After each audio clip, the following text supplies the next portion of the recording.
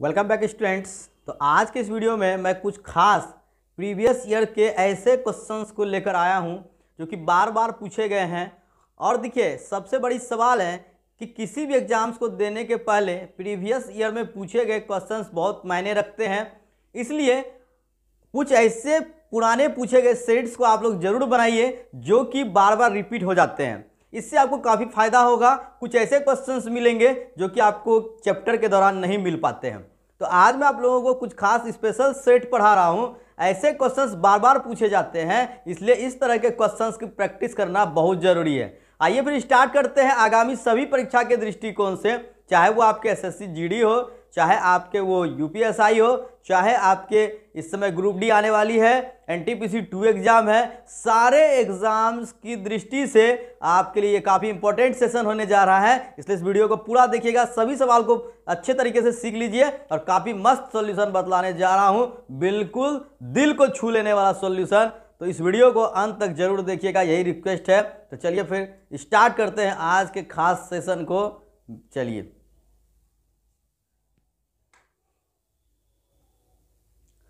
तो स्टूडेंट्स यहाँ पर जो हमारा सेट है, तो सबसे पहला क्वेश्चन आपके स्क्रीन पर आ चुका है।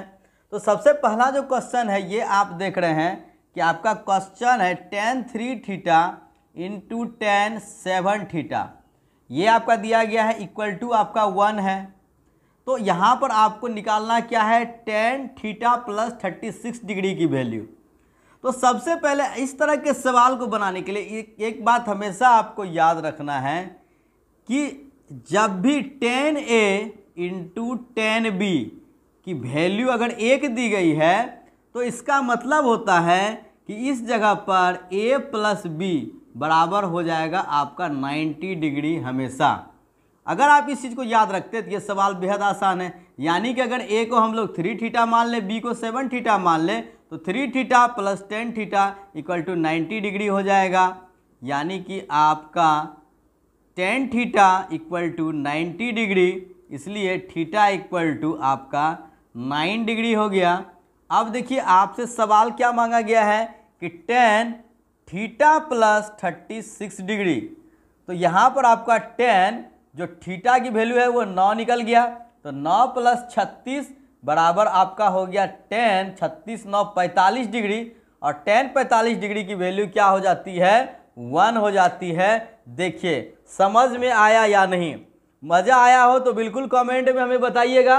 और इस तरह से काफ़ी ऐसे ऐसे सुपर सवाल आप लोग को बताने जा रहा हूं जो कि आप लोगों के लिए काफ़ी इंपॉर्टेंट होने वाला है। चलिए फिर हम लोग चलते हैं अब नेक्स्ट क्वेश्चंस में।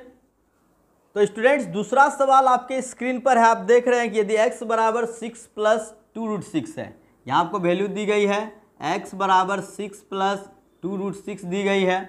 तो आपसे निकालने के लिए कहा जा रहा है root under x minus 1 plus 1 by root under x minus 1।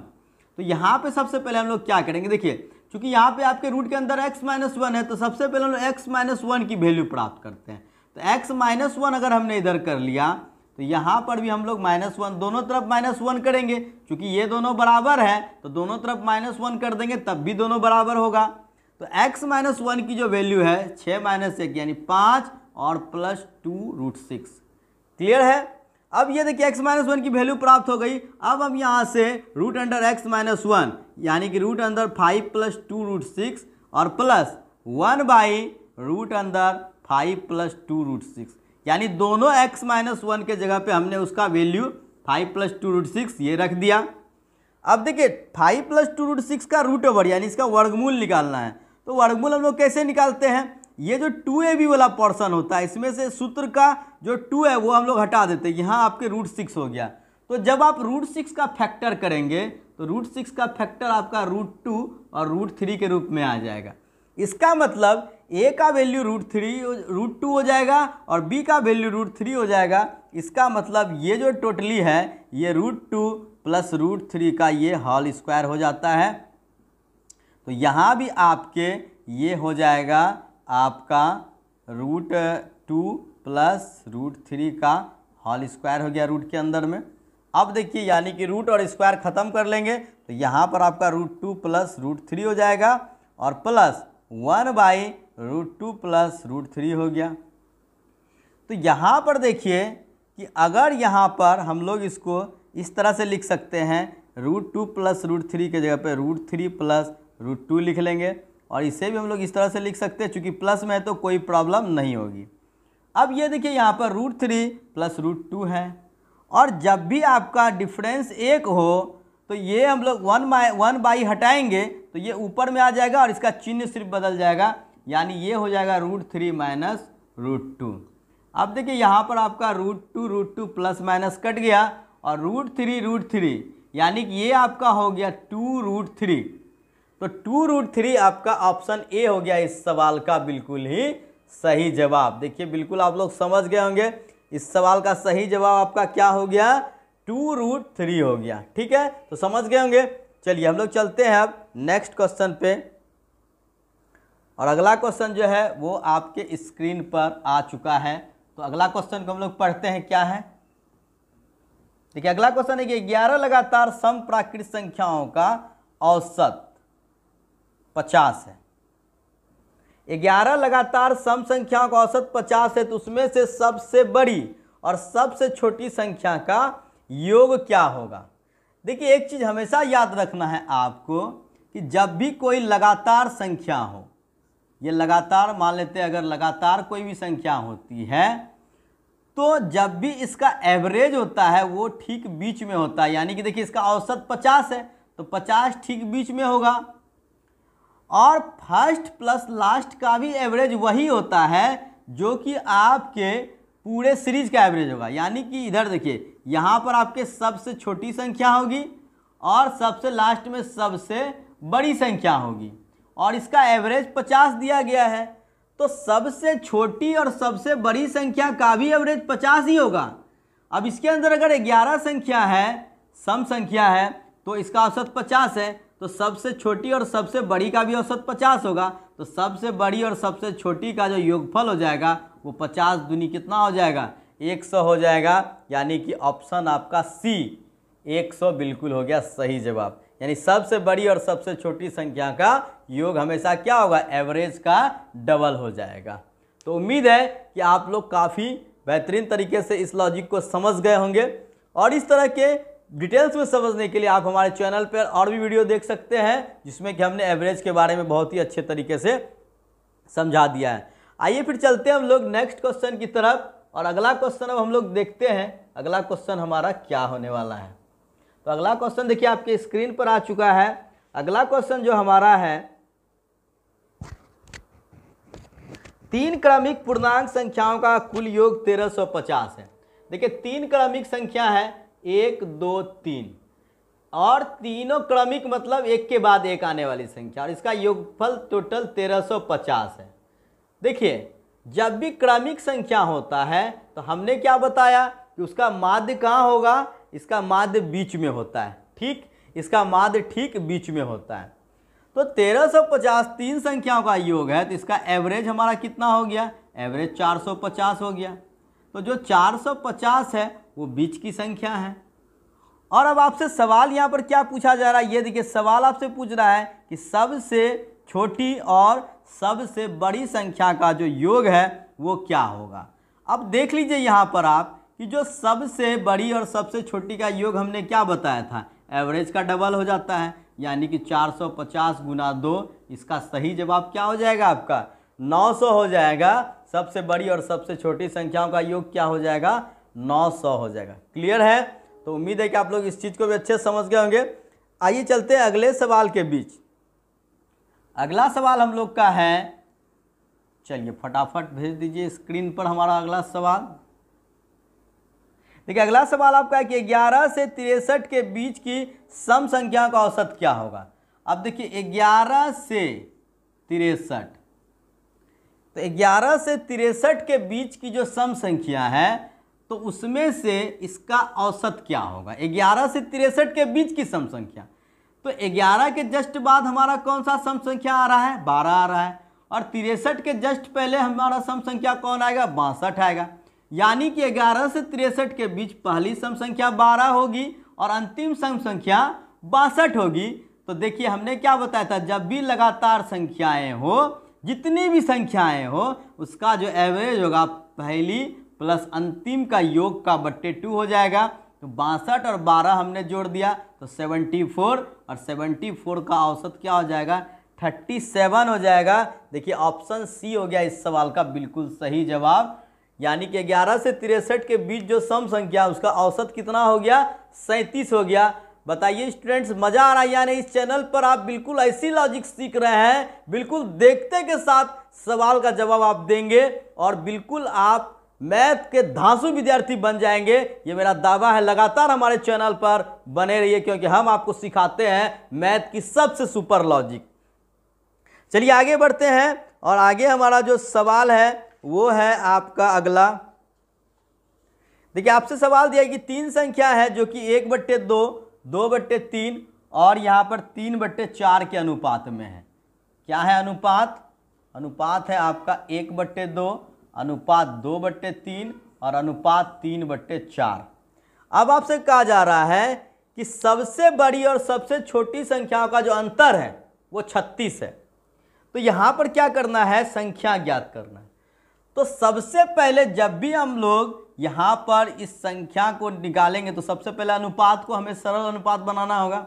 तो देखिए जितनी भी नीचे की संख्याएं हैं 4, 3, 2, इसका एलसीएम हम लोग ले लेंगे 12, ठीक है। तो इसका एलसीएम 12 हो गया तो 2 छक्के 12, 6 कम 6, 3 चौके 12, 4 दूनी 8, 4 तिया 12, 3 तिया 9। अब देखिए ये अनुपात हो गया 6:8:9। और कहा जा रहा है कि सबसे बड़ी और सबसे छोटी संख्या का जो अंतर है वो 36 है। तो सबसे बड़ी और सबसे छोटी संख्या यहाँ पर क्या है 9 और 6। तो यहाँ पर जो अंतर है इस दोनों का वो कितना है 3 है, लेकिन ओरिजिनल अंतर 36 है। कितना गुना ज़्यादा है? 12 गुना ये ज़्यादा है अंतर। अब आप सोचिए 12 गुना तो संख्या भी होगा, तो अब 12 गुना संख्या तो 12 छाके 72, 12 अट्ठे 96 और 12 नमा 108। तो 72, 96, 108 कहाँ है? आपके ऑप्शन नंबर डी पे है। देखिए ऑप्शन डी हो गया इस सवाल का बिल्कुल ही सही जवाब। चलिए अगले सवाल की ओर चलते हैं। तो अगला सवाल हमारा क्या है कि यदि किसी संख्या में 1140 जोड़ा जाता है तो प्राप्त संख्या अपने आप का 337.1/2% हो जाता है। तो सबसे पहले यहाँ पर देखिए 337.1/2%।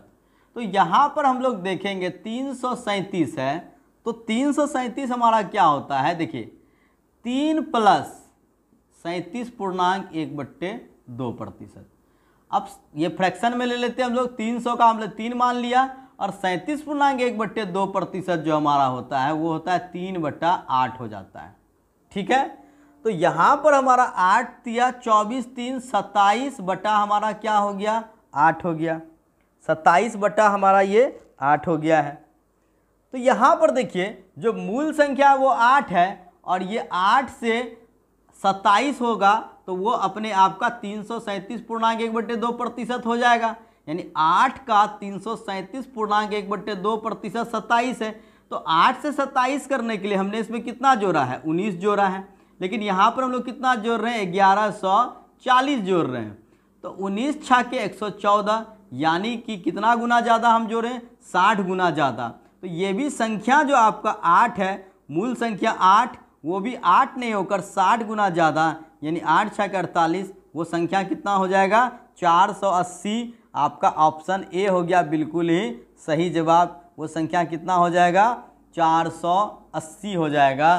तो उम्मीद है कि आप लोग इस चीज़ को अच्छे तरीके से समझ गए होंगे। देखिए जब भी 337 या 237 या 137 हो तो 300, 100, 200 को पूर्णांक मान लेंगे, या 300 है तो पूर्णांक 3 मान लिए। अब जो 37.1/2% है उसकी फ्रैक्शन वैल्यू 3/8 हो गई। तो कुल यहाँ पर 8 या 24, 3 27/8 हो गई। तो 8 से 27 बनाने के लिए हमने कितना जोड़ा 19 जोड़ा है, क्योंकि 8 और 19 27। 19 हमने जोड़ा लेकिन वास्तविक में हमने तो 1140 जोड़ा है, यानी 60 गुना अधिक की बात हो रही है। तो ये जो नीचे वाला होता है वो मूल संख्या होता है तो वो भी 60 गुना ज़्यादा होकर 480 हो जाएगी। उम्मीद है कि आप लोग इसको अच्छे तरीके से समझ गए होंगे, ठीक है। तो चलिए अब देखते हैं फिर से अगला सवाल। देखिए आपकी स्क्रीन पर आ चुका है और अगला सवाल जो है ये भी काफ़ी बहुत अच्छा सवाल है। चलिए तो यहाँ पर देखते हैं। ये देखिए आपको जो है x बराबर यहाँ पर दे दिया गया है 1 plus 1 by 1 plus 1 by 1 plus 1 by 1 plus 1 by 2। यहाँ पे टोटल 1 2 3 और 4 बार यहाँ पर हमारा 1 है। चलिए ठीक है, तो ये 1 प्लस जो है वो अलग है। तो सबसे पहले हम लोग क्या करते हैं, ये देखिए जब भी आपका इस तरह का सीरीज हो, ये आपका नीचे वाला जो हम लोग सीरीज को देख रहे हैं, ठीक है, तो इस तरह के सीरीज में हमारा क्या होता है कि ये देखिए आप सबसे पहले जो अंत में जो हमारा 1/2 है, इस 1/2 को हम लोग कैसे लिखेंगे, इस तरह से 1/2 को हम लोग 1 2 इस तरह से लिखते हैं। उसके बाद हमारा 1 2 3 4 बार प्लस है, तो 1 2 3 4 डैश हमने ले लिया। अब देखिए जितनी बार है तो सभी तो प्लस है, तो यहाँ पर हम लोग क्या करते हैं कि 2 1 3 इसमें हमने प्लस कर दिया, 3 2 5 हमने इसमें प्लस कर लिया, 5 3 8 इसमें प्लस कर लिया, 8 5 13। यानी कि ये जो इतनी दूर तक की जो वैल्यू है x की वैल्यू, वो हमारा हो जाता है 13/8।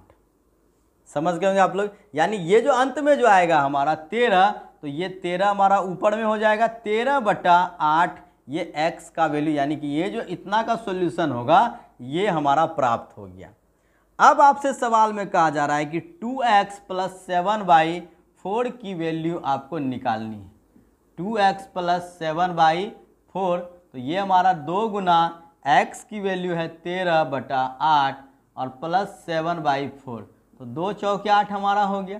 तो 13/4 7/4 यानी कि 20/4, तो 4 पंचे 20, यानी कि यहाँ पर जो हमारा हो गया आंसर वो हो गया 5 यानी ऑप्शन डी हमारा है बिल्कुल ही सही जवाब। तो बताइए स्टूडेंट्स, मज़ा आया या नहीं आया। और अगला सवाल एक और लेंगे हम। चलिए, तो अगला सवाल आपके स्क्रीन पर आ रहा है। बिल्कुल जहाँ भी दिक्कत हो हमें कमेंट में ज़रूर लिखिए, हम अपने अगले क्लास में ज़रूर सॉल्व करेंगे। और आप काफ़ी बेहतरीन चीज़ें सीख रहे हैं हमारे चैनल पर, तो बने रहिए लगातार और वीडियो को लाइक और शेयर ज़रूर करते रहिए। आइए अगला सवाल देखते हैं हम लोग। तो अगला सवाल आपके स्क्रीन पर है। एक रेलगाड़ी है जो कि 110 मीटर लंबे प्लेटफार्म को 13.5 सेकंड में और 205 मीटर लंबे प्लेटफार्म को 18.25 सेकंड में पार कर जाती है। तो रेलगाड़ी की गति क्या थी। तो हमें यहाँ रेलगाड़ी की गति किलोमीटर प्रति घंटा में ज्ञात करना है। अब देखिए बहुत ही आसान सवाल है ये। देखिए मैं जो बता रहा हूँ उस पर ध्यान दीजिए। 110 मीटर जब ये प्लेटफार्म थी तो वहाँ पर इस ट्रेन को समय क्या लग रहा था, 13.5 सेकंड लग रहा था। समझने की बात। और जब ये प्लेटफार्म आपका 205 मीटर का हो गया तब इसे समय 18.25 सेकंड इसको लगने लगा। अब यहाँ पर आप एक चीज़ को समझ लीजिए कि सिर्फ प्लेटफार्म जो है आपका 110 से 205 हो गया, यानी कि 95 मीटर प्लेटफार्म बढ़ने से इसको कितना ज़्यादा समय ज़्यादा लग गया। तो यहाँ पर आप देखेंगे 13.50 से 18.25, यानी कि 4.75 सेकेंड इसको यहाँ पर ज़्यादा लग गया। यानी कि ये ट्रेन 4.75 सेकेंड में कितना दूरी जा सकती है, 95 मीटर जा सकती है। तो 1 सेकेंड में ये ट्रेन कितना दूरी तय करेगा, 95/4.75। इसका पॉइंट उड़ा देते हैं तो ऊपर 1 0 चला जाएगा हमारा। तो ये देखिए 475 और ये 200, यानी कि हमारा 2 बार में कट जाएगा। इसका मतलब 1 सेकेंड में 2 मीटर, तो ये आपका हो गया ट्रेन की स्पीड 2 मीटर प्रति सेकेंड आपका ये हो गया। ठीक है, तो किलोमीटर प्रति घंटा में अगर हम इसे निकालेंगे 2 मीटर प्रति सेकेंड, तो इसकी जो चाल हो गई वो हमारा क्या हो गया, 2 मीटर प्रति सेकेंड। किलोमीटर प्रति घंटा बनाने के लिए 18/5 से गुना कर देंगे, तो 18 दूना 36/5, यानी कि हमारा हो गया ये 7.2 किलोमीटर पर आवर।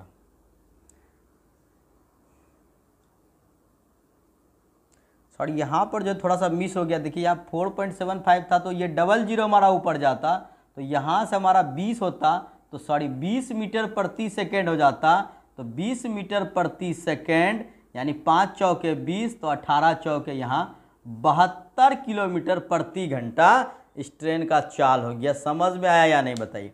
देखिए अगर 110 मीटर में 13.5 सेकेंड और 205 मीटर में 18.25 सेकेंड, तो यानी कि ये जो 95 मीटर जो प्लेटफॉर्म का डिफरेंस हुआ, इस 95 मीटर में इसको 4.75 सेकेंड ज़्यादा लग रहा है। तो ये 95 मीटर में अगर 4.75 सेकेंड ले रहा है तो प्रति सेकेंड ये 20 मीटर की दूरी को तय कर रहा है। तो 20 मीटर प्रति सेकेंड में चाल हो गया और किलोमीटर में 72 किलोमीटर प्रति घंटा। तो स्टूडेंट्स कैसा लगा आज का हमारा क्लास और हमारा पढ़ाने का लॉजिक अंदाज? अगर पसंद आया हो तो बिल्कुल हमें कमेंट में बताइएगा। आज के वीडियो में बस इतना ही। हम फिर इसी तरह के बार बार पूछने वाले सवाल को लेकर आपके बीच आते रहेंगे। मिलते हैं एक और नए वीडियो में, तब तक के लिए गुड बाय। जय हिंद, जय भारत।